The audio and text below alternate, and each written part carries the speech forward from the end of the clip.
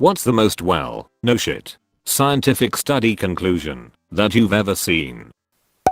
In high school we each had to write and present a research paper on a unique topic, and my friend wrote about sleep deprivation. It was a very well crafted paper with credible sources, but he got some light ridicule for his conclusion. Sleep is the best cure for sleep deprivation. I get where he's coming from though. Currently, there is no real substitute for a good night's sleep. If you need 8 hours of sleep, you can't regularly get only 5 hours and power through the day with caffeine. It's not sustainable, and you'll feel the detrimental effects soon enough.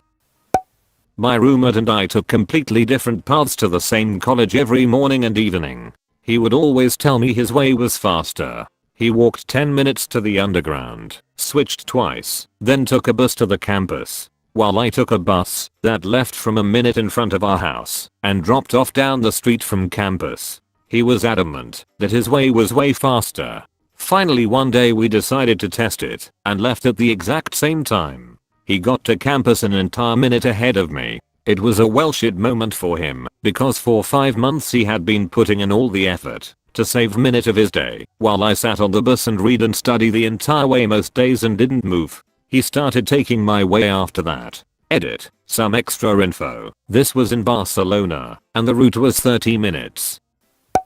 I had a housemate that worked at the same place as me. We tried carpooling a bit, but it didn't really stick. Very different after work schedules. Anyway, we took different routes. I always got on the freeway at the first on-ramp. He would take a super convoluted side road route through various residential neighborhoods. It was so important to him that it was established that his way was faster, that he timed each way several times to the second. The average for his way was about 1 minute faster. I was just like, yeah, but I get on the freeway and zone out for 30 minutes listening to the radio at the cost of 1 minute. Microsoft in Japan tested a 4-day work week for 5 weeks. Productivity jumped 40%. They subsidized up to $920 for family vacations. Employees took 25% less time off, even though work days had only reduced 20%. Electricity consumption went down 23% at the office. 59% less paper was used. And wait, get this guys, you'll never believe it. 92% said they liked the shorter week. So productivity increased, consumptions decreased, the work got done, your staff are happier, and take less time off. Your profits in theory increased as your bills decreased. Wonder if it'll catch on. That sentence is contrary to a lot of the predominant psychology of the 19th and 20th century. There's a Harvard professor named Pinker who wrote a book, The Blank Slate, that argues that the general consensus of how the human mind develops did not match the available evidence at the time, but was continued to be believed for a whole host of reasons. The book argues that the failure to adapt to the findings of evidence in human mind development has set psychology back 100 years. So yay, even if that seems intuitive, there's still a lot of debate, and more hard evidence can only help in matching consensus with reality.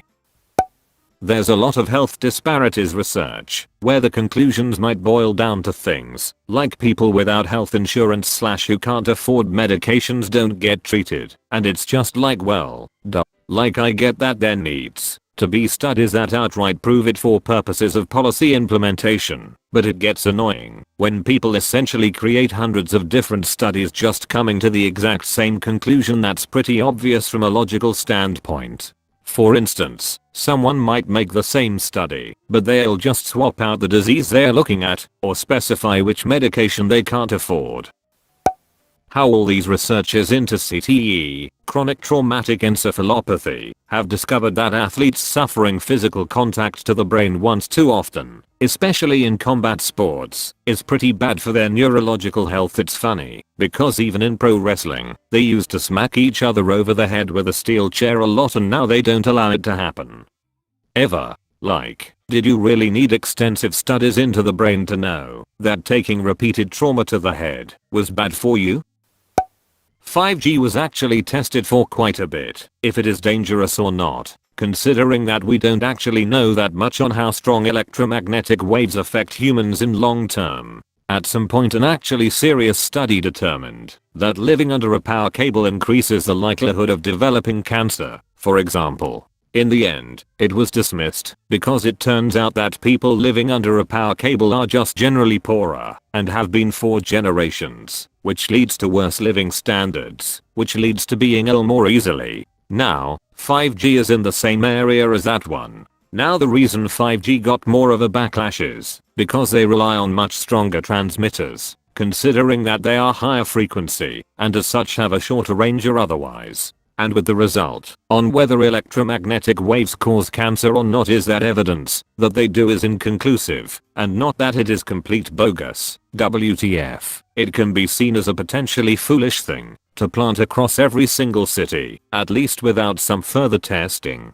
I'm not condoning the mass panics that have arisen because of this, like that one time in the Netherlands where they pulled down a radio tower because 5G causes cancer, despite it not actually being capable of transmitting 5G. But the original question of does 5G cause tumors was definitely a worthy question. I wish I were kidding with this one. So, I'm a battery systems engineer, and I've worked on a few products you've definitely heard of. I attended the AABC conference in San Diego back in 2018, and one of the talks was about lithium-ion thermal runaway mechanics by Sandia National Labs. Now, thermal runaway is a major topic, and Sandra is a major research outfit, so I was expecting some interesting conclusions and data. The capstone moment of the presentation was when the presenter stated, with a straight face, that the energy released in thermal runaway scales linearly with the amount of energy contained within the cell. In other words, Sandia paid thousands in airfare, hotel, and speaker fees to announce to the world that conservation of energy is still true. And I paid several $100 to hear someone say that.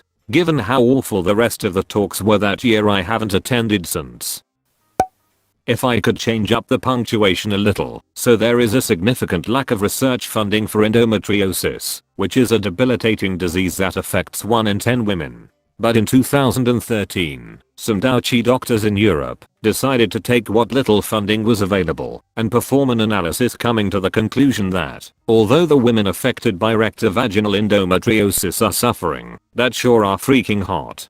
Tough to deal with because of the whole daily pain, but they be looking fine. And to them I say, well, no shit at. I'm a risk analyst, working primarily with data science, a point eye and such, and a whole heap of statistics. During university I worked for a company producing windmills. Before hiring me, the company had just got some consultants from Microsoft to do an analysis to show if there were a correlation between various input data during production and errors during the inspection of the blade of a windmill. Like if a certain value of heat or pressure in an area would produce certain expensive errors. It took them 3 months and 2 million Danish kroner, about $400k, to come with a major conclusion that there were a very strong correlation between the serial number and the production number of the blade. No shit, Microsoft. As a result they chose to hire me for future stat work.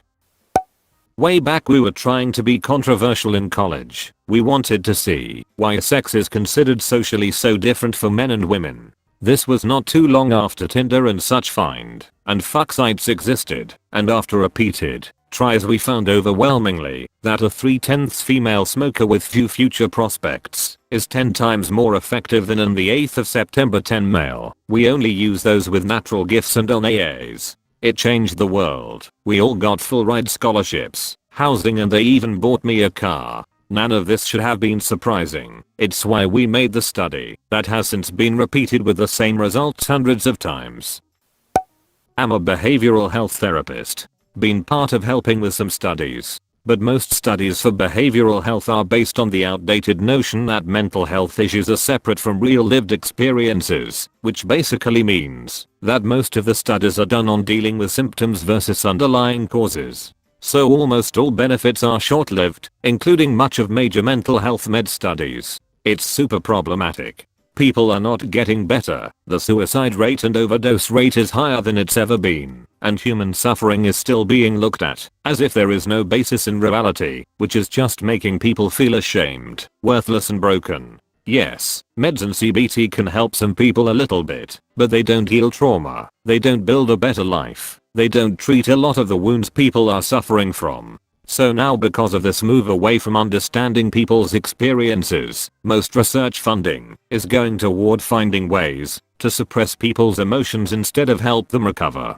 As a therapist who has a great track record of helping people to fully recover, I'm exhausted trying to explain that the cyclical model of telling people and practitioners that your illness is caused by your symptoms and your symptoms are caused by your illness does not equip the practitioner with any tools and causes mass helplessness among family systems and increases human suffering. Symptoms are signs of distress, not signs of organic permanent brain disease. Please, for the love of God, put money into actually helping to validate and aid people in recovering.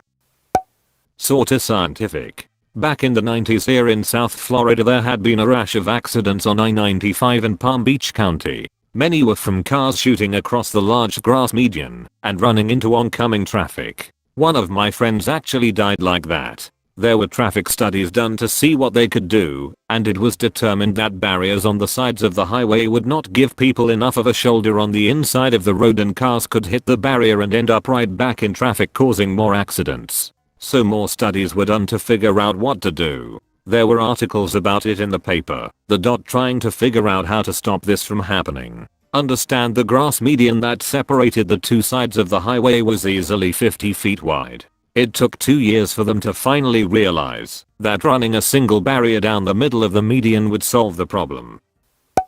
Not exactly no shit, but I saw a study about road rage vs people bumping into each other that ended with a theory that because people can see each other when they are walking, they are less likely to get mad. No, it's because you are vastly more likely to die in a car accident vs bumping into someone while walking, not to mention the financial costs. Coconut products are bad for the heart. Sure, very high saturated fat content is going to be great. Let's eat more of it in everything. Fad by the American Heart Association. You can hear a loud dull in how the authors wrote it. Friendly reading. https://www.heartpointorg/n/news/2018/05/01/saturated fats. Why all the hubbub over coconuts? Paper. https://www.ahajournals.org/doi/10.1161/circulation AHA. 119.043,052. https://www.reddit.com/r/today learned/comment/k008by/to_was_conducted_an_Australian/male science nerds in an Australian university was found to get laid the least and most likely to be virgins. Female art students had the most sex and also has the highest rate of chlamydia. They also scored the lowest on knowing what chlamydia is. Watched a documentary about farm animals today where the narrator stated that scientists found out that every cow has their own personality. Like, no shit. Every farmer knows that since centuries, but there were scientists needed to make it an actual fact. The study on the beer goggles theory. I learned about it in my first year psychology course. Basically, they found evidence that drunk men find women more attractive than the same men do sober. I was 19 and just sat there hoping it wasn't a government funded study, because anyone could have told you that there were other planets except ours. We knew of billions of other galaxies. Since we hadn't seen another planet, we had to assume our 8 were the only ones in the universe. Tech advances, and then around 2012 the term exoplanet is termed because we saw one for the first time. Well, no shit. Hollow's famous psychology experiment, monkeys choosing comfort maternal contact over food. It just makes more sense that people would choose comfort/maternal contact over food in scary situations. Think about when people get depressed and don't want to get out of bed to eat, or how a lot of people hit snooze to stay in a comfortable bed, even if they're hungry, or how some toddlers cling to their parent or parents/guardian or guardians when they meet a stranger. BC they are scared. I liked the one that found that kids with unlimited screen time don't do as well in school, and the one that found that kids who drank soda were more likely to be overweight. But my favorite was the BMJ study on women eating while in labor, where half were assigned to eat or not eat, and one of their conclusions was women in labor are not compliant with study protocols as 30% didn't do what they were supposed to.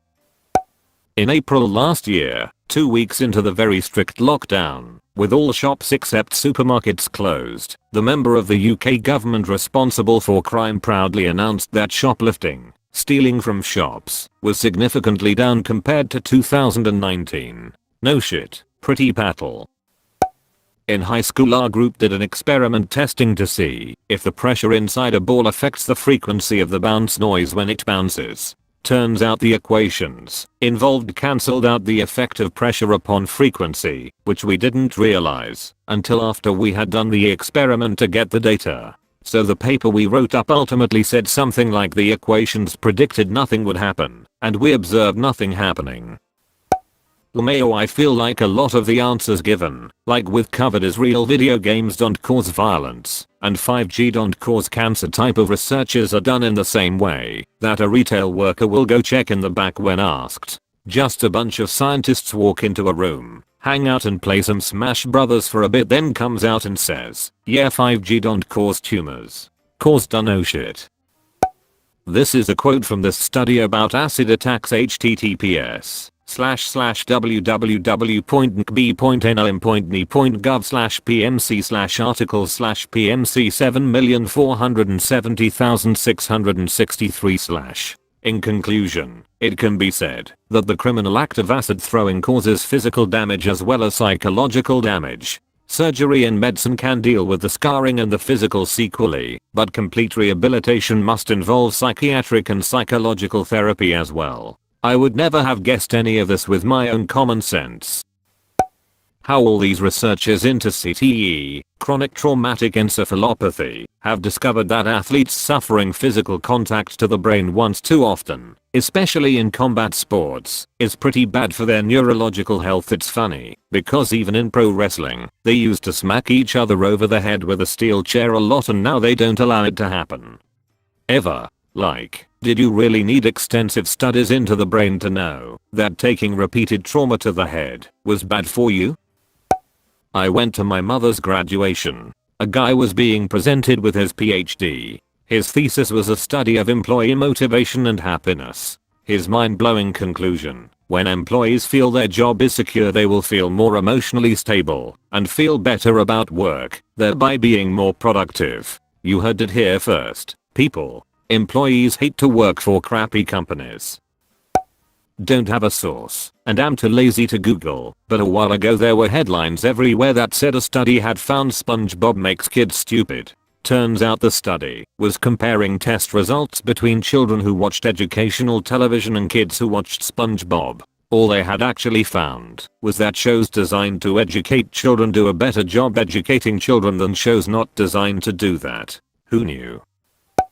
Earth ain't flat and vaccines don't cause autism. Yeah, I know what. I'ma start upvoting anything that's relevant/relatively good that's been posted within the first 5 minutes. IDK. I just feel good after touching that little orange/red arrow. Makes me feel appreciated.